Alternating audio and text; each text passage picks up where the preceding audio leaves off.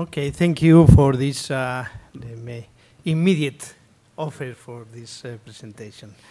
And I will try to, as participating in ITU-D for development, try to summarize some views from this organization. Let's say traditionally, we were in the developed world teaching developing countries in technologies and in everything. I think this is the time to do the reverse. For us, crisis is new. For developing countries, crisis was forever. And they managed to solve it. So they managed to solve sustainable networks with tariffs much, much lower than in developed countries. In such a way that before they were calling us for callback to them, now it's the reverse.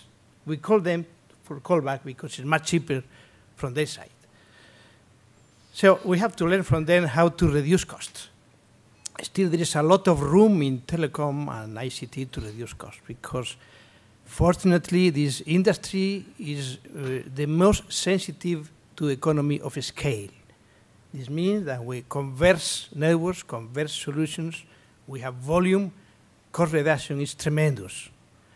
And this cost reduction is still not being used here. For instance, by infrastructure sharing. 70% of cost is basically infrastructure in access.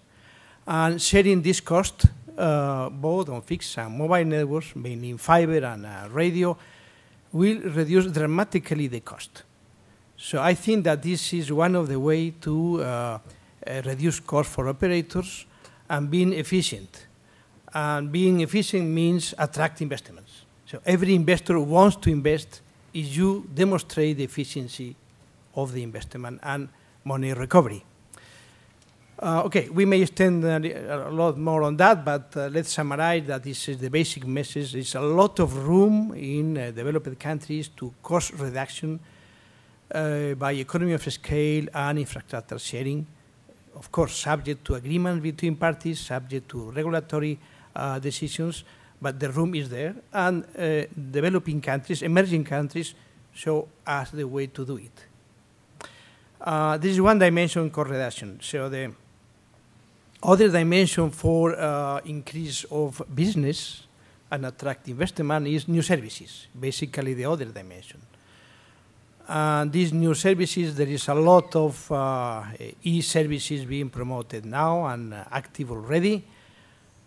And we have a new category on all these services that is called M2N, machine-to-machine, device-to-device, Internet of Things, okay, different, let's say, context.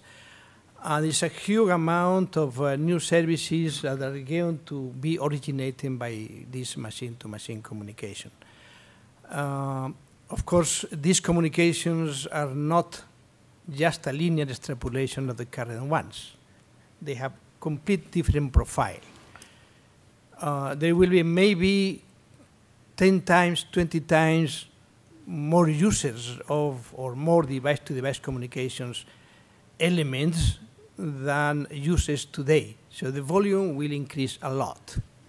But the business will not increase in the same way because most of the communications will be very short communications, not bandwidth consuming, and paying low values. So the business model has to be adapted to this new profile.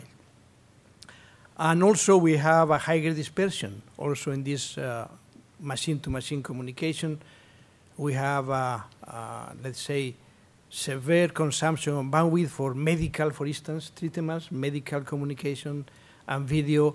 So we have two streams, a lot of short traffic, low traffic communications, and some heavy traffic communications that consume a lot of bandwidth, and maybe in that case they are able to pay a little bit more.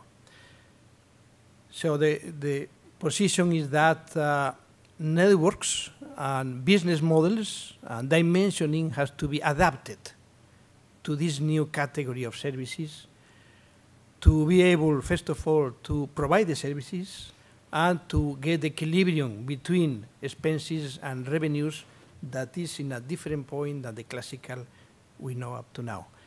Okay, this is just the summary of 2 dimensions, cost reduction, new services. We may talk a little bit more, but I think that's enough for today. Okay, Thank you. Okay, for first round, it's quite enough.